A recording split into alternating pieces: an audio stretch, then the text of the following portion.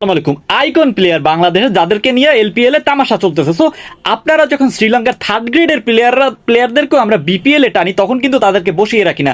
তাদের কিন্তু নিয়মিত আমরা একাদশে খেলা, ইভেন আপনার বোলিং বলেন ব্যাটিং বলেন দুইটাই তাদেরকে করতে দিই।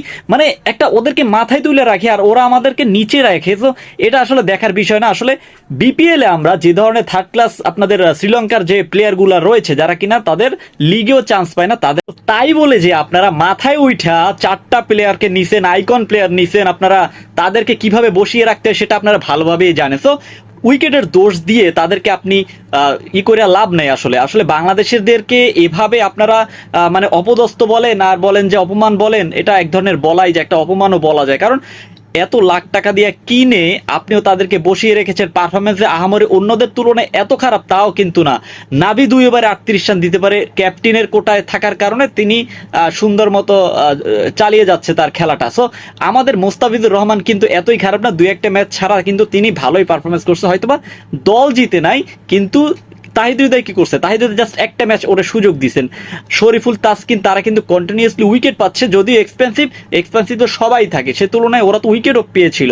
সো সেই ক্ষেত্রে আমি বলবো ভাই, ওদেরকে যদি আপনি এরকম সুযোগ না দেন, ওদেরকে বসিয়ে রাখছেন, বাংলাদেশের মেইন বলার মেইন ব্যাটসম্যান তাদেরকে, তারা আপনাদের লিগে খেলতে গেছে, তাই বলে আপনারা এরকম করবেন? আসলে কোচ বলেন ম্যানেজমেন্ট বলেন, তাদের ইগো সমস্যা কিনা আমি আসলে বুঝি না।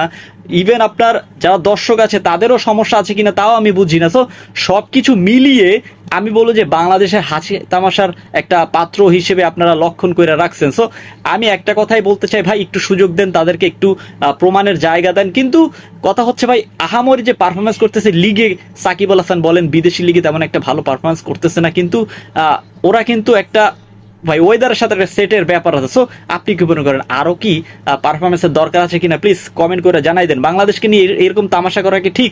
তাদের তাদের প্লেয়ার, লোকাল প্লেয়ারকে আমরা বিপিএল এ চান্স দেই আর ওরা এরকম করতেছে ভাই, এগুলো কি ঠিক? প্লিজ কমেন্ট করে জানাই দেন। আর হ্যাঁ, ভিডিওটি ভালো লাগে থাকলে অবশ্যই চ্যানেলটা সাবস্ক্রাইব করে পাশে থাকুন। ধন্যবাদ।